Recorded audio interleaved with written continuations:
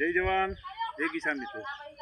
આજે રવિવારના રોજ અમે આવ્યા છીએ અમારી ઓર્ગેનિક શાકભાજીની મુલાકાતે।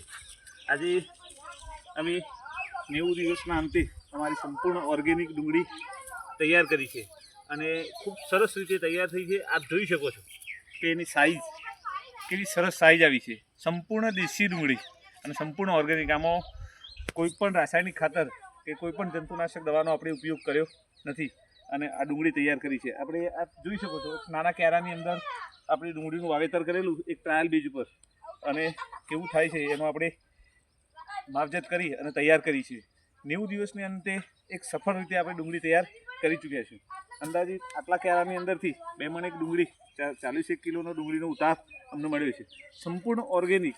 અત્યારે અમે આ ડુંગળીનું કાઢતા હતા તે દરમિયાન અમને સંપૂર્ણ જીવંત અળસિયા પણ અંદર જોવા મળ્યા છે। એનો મતલબ એ થયો કે જમીન ધીમે ધીમે ઓર્ગેનિક થઈ રહી છે અને સંપૂર્ણ જૈવિક રીતે થઈ રહી છે। અમારા ટામેટા પણ ખૂબ સરસ લાલ ચોળ તૈયાર દેખાય છે। આપ જોઈ શકો છો ટામેટા ખૂબ સરસ રીતે લાલ ચોળ ટામેટા તૈયાર થયા છે। કાચા ટામેટા પણ ખૂબ સરસ છે। અમારા ભીંડા પણ ખૂબ સરસ તૈયાર થયા છે। આપ જોઈ શકો છો ભીંડાનું પણ અવારનવાર અમે શાક કરવાનું ચાલુ કરી દીધું। ભીંડાનો ઉતાર પણ ચાલુ થયો છે। બાજુની અંદર અમે કાળા દેશી ભટ્ટા વાવેલા તો ભટ્ટા પણ તૈયાર થઈ ગયા છે। 1 મહિનાના અંતે આ ભટ્ટો બેસવાનું ચાલુ થઈ ગયું છે। આપ જોઈ શકો છો ખૂબ સરસ રીતે અને સુંદર એકદમ દેશી પ્રકારનો ભટ્ટો આપણો તૈયાર થયો છે। મરચી પણ તૈયાર થઈ છે। આપ જોઈ શકો છો મરચી બેસવાનું ચાલુ થઈ ગયું છે। સરસ નાની નાની કુંપળો બેઠી છે અને સરસ રીતે એકદમ ખિલખિલાટ છોડ પણ છે। બાજુમાં ચોળી પણ તૈયાર છે। હજી ચોળી આપણે થોડીક લેટ વાવેલી એટલે હજી બેસાર આવે નથી, તેમ છતાં એના ફૂલ આવવાની શરૂઆત થઈ ચૂકી છે। બાજુમાં અમે થોડા ભીંડા અને દૂધી કરેલી છે।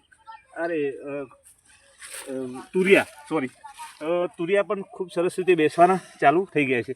આ સંપૂર્ણ દેશી તુરિયું છે।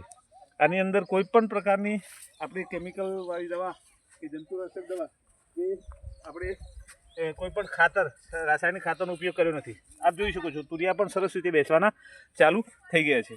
દૂધીની અંદર પણ બેસાર ચાલુ થઈ જાય, ફૂલ આવવાની ચાલુ થઈ જાય। આજે અમે આની અંદર સોજે લગભગ 7-1 વાગ્યા પછી અમે આની અંદર ધૂપ આપવાના છીએ જેથી કરી અને આનો કોર જરી ન પડે। બાજુની અંદર પણ અમે જે ટપક પદ્ધતિથી શાકભાજી કરેલું છે એ પણ તૈયાર થવા મળ્યું છે। ખૂબ સરસ રીતે તૈયાર થયું છે, ખૂબ સરસ રીતે ઉગાવવા આવે છે અને આગામી 2 મહિના પછી એનો પણ ઉતાર ચાલુ થશે।